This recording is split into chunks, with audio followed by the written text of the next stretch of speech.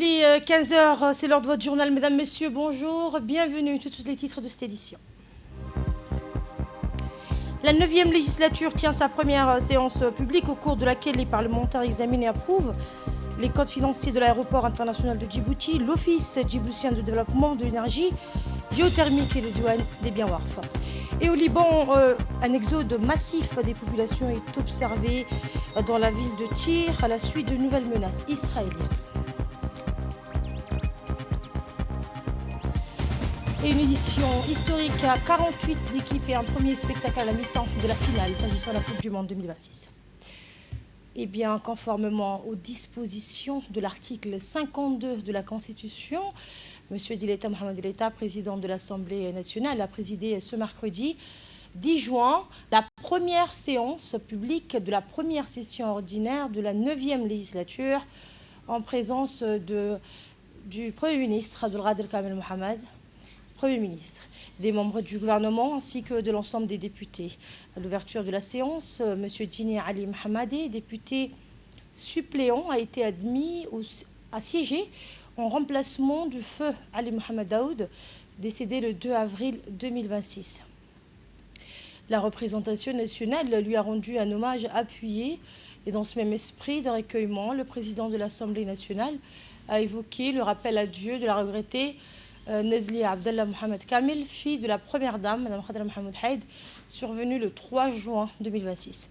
Au nom de la représentation nationale, il a présenté ses sincères condoléances à son Excellence Ismaël Omar Guelleh, président de la République, à M. Ali Hassan Bahdan, ainsi qu'à l'ensemble de la famille endeuillée, notamment à M. Naguib Abdallah Kamel, son frère, et à ses proches.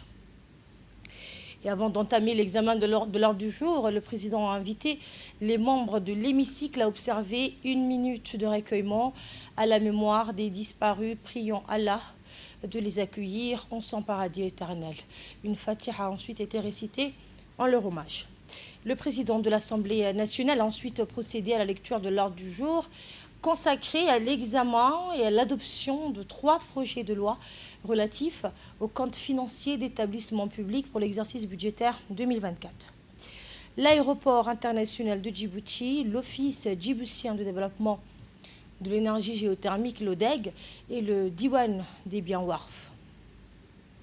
Au cours des débats, les députés ont interpellé l'exécutif sur les projets de loi soumis à leur examen. Leurs interventions ont porté sur la conformité des comptes financiers de ces établissements ainsi que sur les aspects liés à leur gestion budgétaire et administrative. Les membres du gouvernement ont apporté les éclaircissements nécessaires sur l'ensemble des questions soulevées à l'issue des échanges.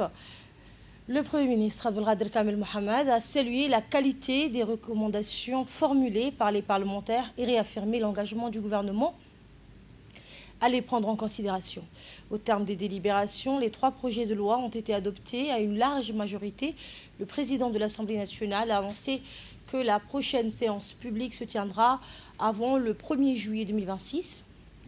Et il a conclu les travaux en exhortant les membres de la représentation nationale à poursuivre leurs efforts au service de la nation avant de leur adresser ses meilleurs vœux et de lever la séance.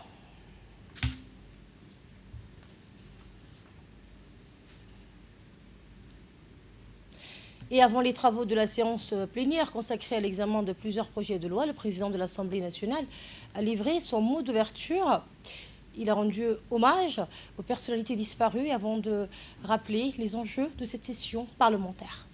Cette séance du début de juin procède ordinairement les festivités de ces mois qui se tiennent sous le prisme de 49e commémoration de l'accession de la République de Djibouti à sa souveraineté internationale. Cette courte période avant les festivités, l'Assemblée tiendra plusieurs réunions de commission dont la majorité sera pour la commission des finances. C'est au terme de ces réunions et avant le 1er juillet prochain que la seconde séance publique sera organisée. Je vous encourage à ne pas ménager les efforts. Je vous souhaite les meilleurs vœux. Et dans la même dynamique, le Premier ministre est revenu sur la qualité des échanges parlementaires et les recommandations formulées par les députés. Les honorables représentants du peuple ont joué leur rôle en faisant des recommandations sur le projet de loi. proposées par le gouvernement et ensuite, une fois que ces propositions sont faites, sont reprises en compte par le gouvernement. Et là, c'est cela ce qu'on appelle de travailler en bonne intelligence. Donc, je remercie encore une fois les parlementaires présents pour le travail accompli. Je vous remercie. Et toujours dans le cadre des débats budgétaires et des orientations économiques, la situation économique nationale est au cœur de l'actualité après l'initiative du chef de l'État. Les membres de la task force sont réunis sous la présidence du ministre Ilyes Moussa Daoualé. L'RTD donc vous propose un extrait d'une interview exclusive sur le compte rendu de cette task force. Ces 3 derniers mois, le marché mondial des hydrocarbures a connu de fortes turbulences. Face à cela, le président a donné des instructions claires pour protéger notre pays et soulager les foyers djiboutiens, a-t-il déclaré. Le ministre Ilyes Moussa Daoualé a indiqué que cette instabilité a coûté 6 milliards de francs djiboutiens à notre économie en seulement 3 mois. Un chiffre lourd qui reflète les sacrifices imposés à la nation, a-t-il ajouté avec gravité. Conscient du fardeau que représente cette crise pour les familles, le ministre de l'économie et des finances s'est interrogé: combien de temps allons-nous encore supporter ce poids au quotidien, a-t-il déclaré, laissant transparaître une réelle préoccupation pour le pouvoir d'achat des Djiboutiens. Il a reconnu que la situation imposerait un impératif mieux anticipé pour mieux protéger. Donc, mais comme le rappelle le chef de l'État, au départ, tout dépend de Dieu et tout reste sensible. Et vous suivrez l'intégralité de cette interview ce soir sur nos chaînes. Autre temps fort de l'actualité, une conférence consacrée à la sécurité maritime régionale s'est tenue au Centre régional de formation maritime de Dourali. Et bien organisée en partenariat avec les forces françaises stationnées à Djibouti, cette rencontre a réuni des experts, des responsables du secteur maritime, ainsi que des représentants d'institutions engagées dans la préservation de la sûreté des espaces maritimes de la région. Placé sous le thème « Le code de conduite de Djibouti entre droit souple et gouvernance maritime régionale », la conférence a offert un cadre d'échange sur les défis sécuritaires auxquels sont confrontés la mer Rouge, le golfe d'Aden et plus particulièrement le détroit stratégique de Bab el-Mandeb. Les intervenants ont rappelé que le détroit de Bab el-Mandeb constitue l'un des corridors maritimes les plus stratégiques au monde, assurant chaque jour le transit d'une part importante du commerce international. Sa sécurisation demeure ainsi un enjeu majeur tant pour les pays riverains que pour la stabilité économique mondiale. Les discussions ont également mis en exergue le rôle central du Code de conduite de Djibouti dans le renforcement de la coopération régionale. Cet instrument favorise notamment le partage d'informations, le développement des capacités maritimes nationales et la coordination des échanges de lutte contre les différentes formes de criminalité en mer. Et on les analyse à tort et à travers et on passe un peu moins de temps sur le sujet des réponses. Donc j'espère que cette conférence contribuera à son niveau à nous inciter encore davantage à travailler sur les réponses plus qu'à parler indéfiniment du diagnostic. Et à l'ouverture de cette rencontre, la directrice du Centre régional de formation maritime a insisté sur les enjeux de coopération et de formation. Cet axe maritime central que représente la mer Rouge, le détroit de Bab el-Mandeb et le golfe d'Aden constitue l'une des artères les plus stratégiques du commerce mondial. À travers ce corridor transitent chaque année des milliers de navires transportant des marchandises, des ressources énergétiques et des biens essentiels aux économies de nombreux pays. La sécurité de cette voie maritime est par conséquent un enjeu qui dépasse largement notre région et concerne l'ensemble de la communauté internationale. Face aux défis sécuritaires actuels, qu'il s'agisse de la piraterie, des trafics illicites, du terrorisme maritime, de la pêche illégale ou encore des menaces émergentes, la coordination, la coopération régionale demeure plus que jamais indispensable. Aucun pays ne peut relever seul ces défis. C'est par le partage d'informations, le renforcement des capacités et l'action collective que nous pourrons garantir ensemble la sécurité et la sûreté de nos espaces maritimes. Dans ces dynamiques, Djibouti occupe une place centrale grâce à la position géostratégique incontournable à l'entrée de la mer Rouge et à proximité immédiate du détroit de Bab el-Mandeb. Notre pays s'est affirmé comme un acteur majeur de la gouvernance maritime régionale et comme un carrefour de dialogue et de coopération. Prenant la parole au nom du ministère des Affaires étrangères et de la coopération internationale, le représentant est revenu sur le rôle stratégique du code de conduite de Djibouti et sur l'engagement du pays en faveur de la sécurité maritime régionale. Écoutons son intervention. Mesdames et messieurs, la mer est un espace particulier. Elle appartient à tout le monde, ce qui revient souvent à dire qu'elle n'appartient à personne. Elle est à la fois un vecteur de prospérité, un lieu d'échange, un espace stratégique où se croisent les intérêts des États, des économies et des populations. Si le droit international, notamment à travers la Convention des Nations Unies sur le droit de la mer, fournit un socle indispensable à son organisation, l'évolution constante des menaces et des enjeux maritimes rappellent et les vols armés en mer dans l'océan Indien occidental et le golfe d'Aden. Il est devenu au fil des idées bien davantage qu'un simple mécanisme de sécurité. Il est la preuve vivante que la mer, espace sans frontières et sans souverain, peut être gouverné par la volonté commune des États qui l'abordent. Face à la recrudescence de la piraterie à la fin des années 2000, les États de la région ont choisi de privilégier la coopération plutôt que l'isolement, la concertation plutôt que l'action dispersée. Ensemble, ils ont construit un cadre permettant de renforcer la confiance mutuelle, de partager les informations nécessaires à la sécurité collective et de développer des capacités communes face à des menaces qui, par nature, ne connaissent pas les frontières. Dans un autre registre, la Commission nationale indépendante de prévention et de lutte contre la corruption poursuit ses échanges internationaux à Addis Abeba. Une délégation de la Commission nationale indépendante de prévention et de lutte contre la corruption, conduite par sa présidente, Mme Badria Zakaria Cheikh Ibrahim, a effectué une mission de travail à Addis Abeba en Éthiopie. Dans le cadre de cette visite, la présidente de la Commission a rencontré l'ambassadeur du Royaume du Danemark en Éthiopie, Sune Krostrup. Les échanges ont porté sur les perspectives de coopération entre la Commission et les institutions danoises spécialisées dans la prévention et la lutte contre la corruption. Les discussions ont notamment concerné le renforcement des capacités institutionnelles, la promotion de l'intégrité publique, l'amélioration des mécanismes de transparence, ainsi que le développement d'actions de sensibilisation destinées aux administrations publiques et à la société civile. La délégation djiboutienne a également pris connaissance de l'expérience danoise en matière de bonne gouvernance, de gestion transparente des ressources publiques et de redevabilité institutionnelle. Les deux parties ont examiné les bonnes pratiques susceptibles d'être adaptées au contexte djiboutien. À cette occasion, la présidente de la Commission a présenté les missions et les priorités stratégiques de la Commission, tout en mettant en avant les progrès accomplis par Djibouti dans le domaine de la gouvernance et de la lutte contre la corruption. De son côté, l'ambassadeur du Danemark a salué les efforts entrepris par la Commission et réaffirmé la volonté de son pays de poursuivre le dialogue afin d'explorer des opportunités de coopération concrètes en faveur de la transparence, de l'intégrité et de la bonne gouvernance. Et dans la continuité de cette mission, la délégation djiboutienne a également multiplié les rencontres avec ses homologues et partenaires.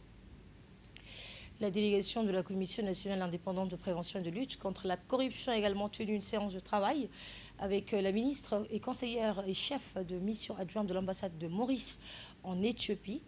Les échanges ont porté sur les expériences respectives de Djibouti et de Maurice en matière de prévention et de lutte contre la corruption, ainsi que sur les perspectives de coopération entre les institutions compétentes des deux pays.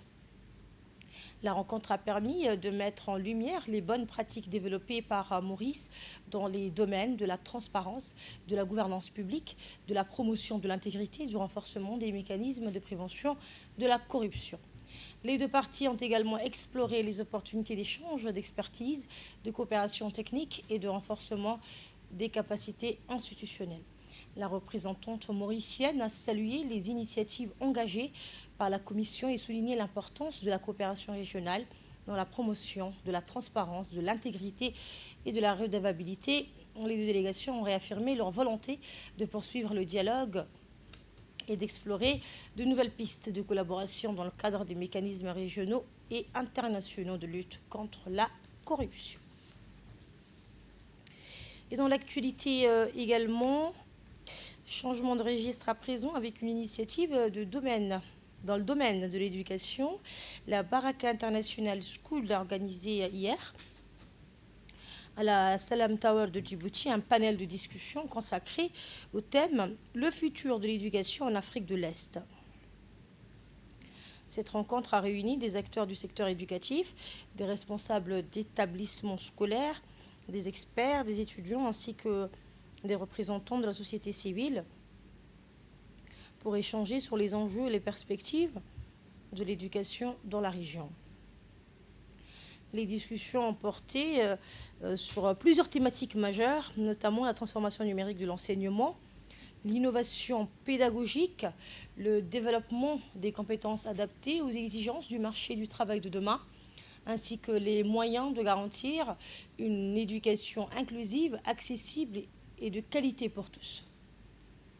Les participants ont souligné la nécessité de renforcer la coopération entre les institutions éducatives, les pouvoirs publics et le secteur privé afin de mieux préparer les jeunes générations aux défis et aux opportunités du XXIe siècle. À travers cette initiative, la Baraka International School réaffirme son engagement en faveur de l'excellence éducative et de la promotion d'un dialogue constructif sur l'avenir de l'éducation en Afrique de l'Est.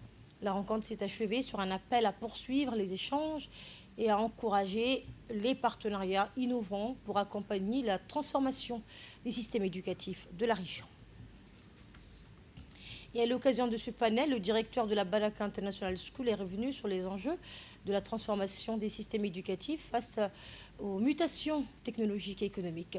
Il a également souligné l'importance d'une éducation innovante et adaptée aux besoins du marché du travail de demain. Dans le registre sécuritaire, les forces armées djiboutiennes ont célébré le 6 juin dernier leur 49e anniversaire au bataillon d'intervention rapide. Le bataillon d'intervention rapide a célébré samedi le 49e anniversaire des forces armées djiboutiennes en présence du sous-préfet de Demerjog, Mona Farah Iles, et bien du chef du village de Al-Unay, Hassan Jama Saïd, d'une délégation des forces américaines conduite par le capitaine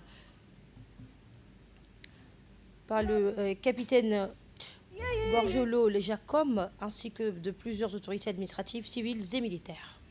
À leur arrivée, les invités ont été accueillis par le commandant Shelmak Mohamed Jama, chef de corps par intérim du bataillon d'intervention rapide parachutiste. La cérémonie a débuté par une revue des troupes d'honneur, suivie de la lecture de l'ordre du jour marquant le lancement officiel des festivités.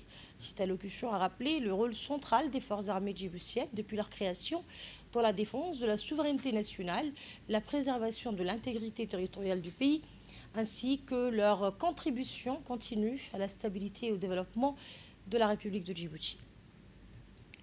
Un hommage solennel a été également rendu aux martyrs de la nation pour leur sacrifice au service du pays. Point fort de la cérémonie, le défilé militaire à pied, précédé par la garde du drapeau national, a illustré la discipline, la cohésion et le professionnalisme des forces armées. Une gerbe de fleurs a été ensuite déposée en mémoire des martyrs, suivie d'un moment de recueillement. Et les festivités se sont poursuivies dans une atmosphère empreinte de patriotisme et de fierté nationale, traduisant l'attachement des forces armées djiboutiennes. اللهم ارحم موتانا واشف مرضانا وارحم أمة المسلمين والمسلمات الأحياء منهم والأموات إنك قريب مجيب دعوات وصلى الله وسلم على سيدنا محمد.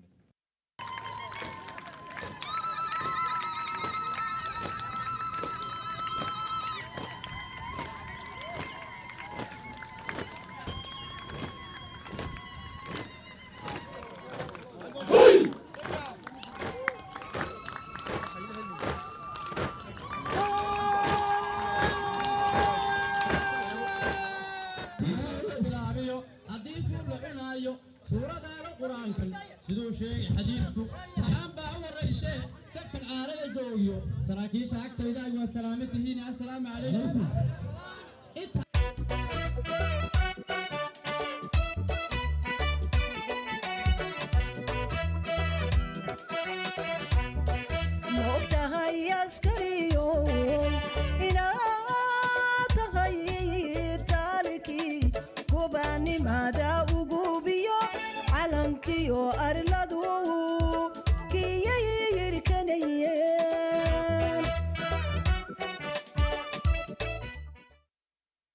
En ce 6 juin 2026, notre armée célèbre le 49e anniversaire de sa création.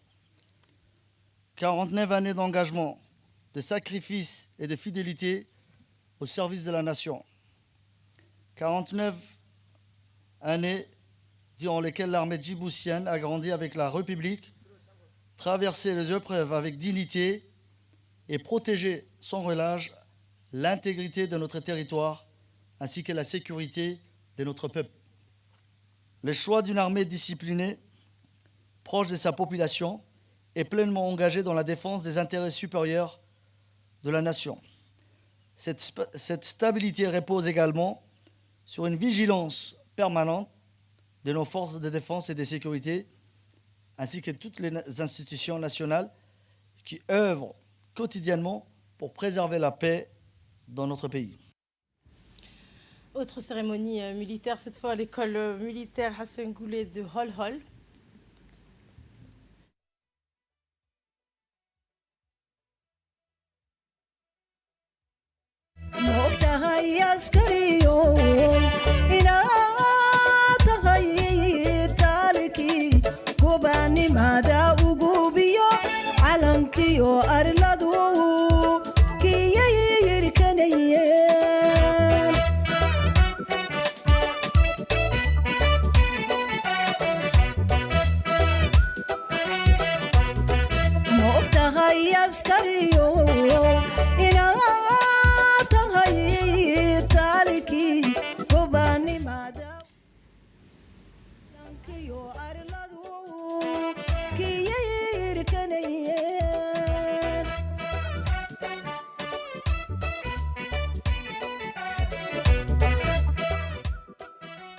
Et à l'occasion du 49e anniversaire des forces armées djiboutiennes, une cérémonie officielle s'est tenue à l'école militaire Hassan Goulet de Hol Hol sous le commandement du lieutenant-colonel Alaï Abdi Omar. Cette célébration a réuni les autorités civiles et militaires, les notables, des représentants de la société civile ainsi qu'un large public venu rendre hommage aux forces armées djiboutiennes pour leur engagement constant au service de la nation.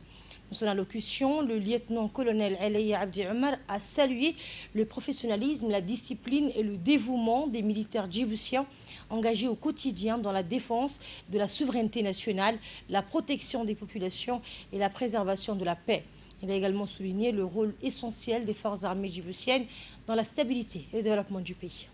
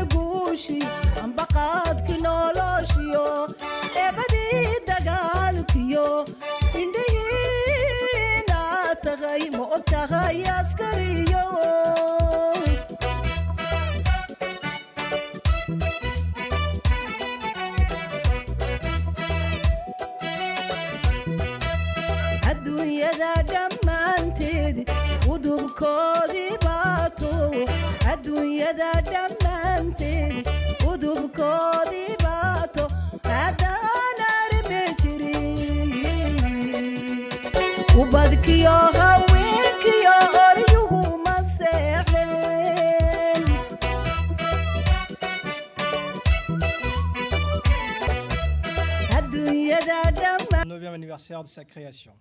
49 années d'engagement, de sacrifice et de fidélité au service de la nation. 49 années durant laquelle l'armée djiboutienne a grandi avec la République, traversé les épreuves avec dignité et protégé sans relâche l'intégrité de notre territoire ainsi que la sécurité de notre peuple. L'armée djiboutienne poursuit le renforcement de ses effectifs à travers le recrutement de 500 nouveaux personnels, hommes et femmes, Une attention particulière a été accordée aux régions et aux zones reculées du pays afin que chaque opposante de la nation puisse participer à la défense de la patrie. Et la cérémonie a été marquée par des défilés militaires, des démonstrations de savoir-faire, ainsi que par des hommages rendus aux soldats tombés pour la patrie. Ces moments de recueillement ont mis en lumière les valeurs de courage, de loyauté et de patriotisme qui caractérisent l'institution militaire djiboutienne depuis sa création. Organisée au sein de l'école militaire Hassan Goulet, cette commémoration a également permis de renforcer les liens entre l'armée et la population, tout en rappelant les missions fondamentales des forces armées djiboutiennes au service de la République de Djibouti.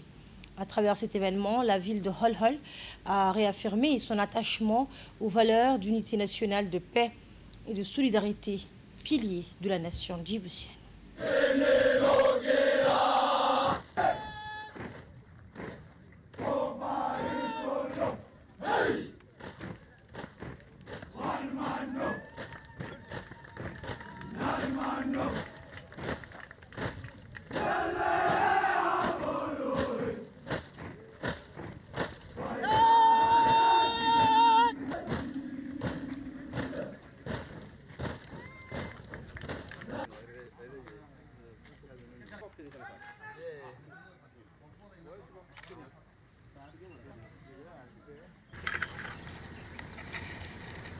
لا تحسبن الذين قتلوا في سبيل الله أمواتا بل أحياء عند ربهم يرزقون اللهم اجزم عن الإحسان إحسانا والإنصاف عفوا وغفرانا آمين آمين وفيك على الحج يا رب العالمين الفاتح.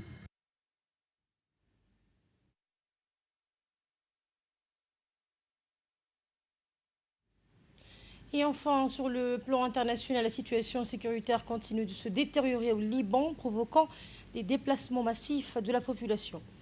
Face à la dégradation de la situation sécuritaire, de nombreuses familles ont quitté leur foyer dans l'urgence, formant de longues files de véhicules en direction de Saïda et d'autres localités plus au nord du Liban.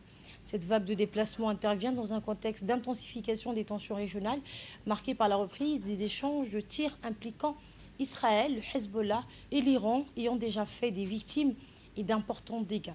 Selon les autorités libanaises, le conflit aurait provoqué environ 3500 morts et le déplacement de plus de 1,2 million de personnes à travers le pays. Et c'est ainsi que prend fin ce journal. Merci à vous de nous avoir suivis.